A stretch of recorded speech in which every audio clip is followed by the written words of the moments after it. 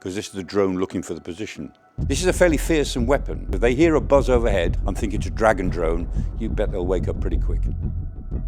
The Ukrainian military have released some footage of what's called the Dragon drone. And this footage is something quite new. These have only been seen since early September. So let's have a think about what they are. So here is the drone flying over a forested area, dropping this liquid fire, presumably on trenches or on troops beneath.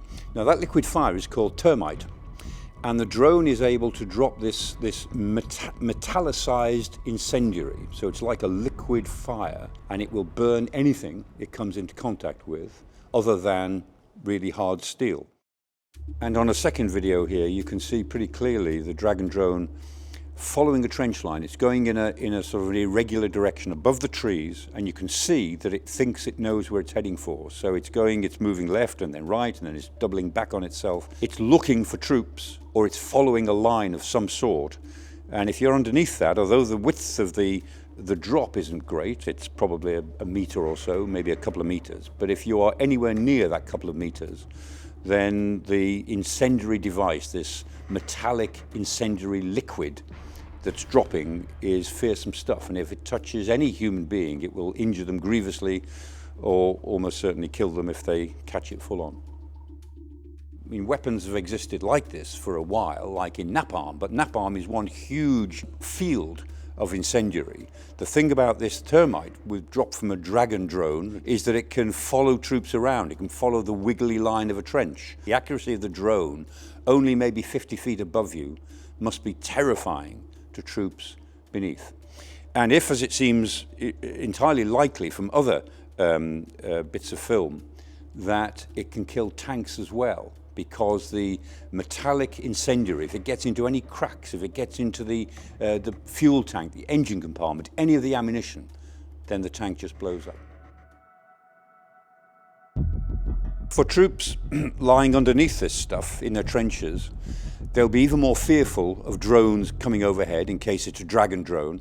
There'll be things they could do. They can try and cover their trenches. They can try and prevent anything that falls on them actually penetrating towards the skin or to anything that's valuable.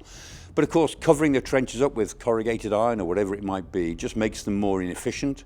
It makes it more difficult to operate in the trenches. So although there's always something you can do against every weapon, what it is you have to do makes you less effective as a fighting force. And this sort of thing, my goodness, it adds to the fear factor. It creates terror for ground forces. And that, I suspect, is part of the logic of trying to deploy it, to frighten people, stop them getting any sleep. Now, the Ukrainians have developed it. They've only deployed it in the last month. The Russians have rushed out a version of it, so they'll have it as well. I suspect we'll see a lot more of this on the battlefield in the next year. And I would bet within a year or two, this will be banned as an inhumane weapon. Other uses of this sort of thing, like white phosphorus, which exists on the battlefield as an illuminant or as a way of making smoke, are nevertheless weapons that it is illegal to use in an infantry role. It's illegal to use them at ground level. It's illegal to use them anywhere where there are civilians. And this weapon behaves very like white phosphorus. And I would be surprised if it wasn't put into the same category reasonably soon. Whenever a new weapon appears on the battlefield, everybody asks the question, is this a game changer? There are actually very few game changers in real war. This isn't a game changer, but it is a new form of infantry warfare, of one group of infantry on another group of infantry, and it adds to the hazards of the battlefield. And one of the aspects of this war that is very new is the ubiquity of drones. Drones have been around for a long time, but never have we seen drones used so efficiently or effectively as they have been on both sides in the Ukraine war. And creating a Dragon drone like this, which is a fearsome weapon, just adds an extra dimension to the drone element of this war that's been with us now for a couple of years.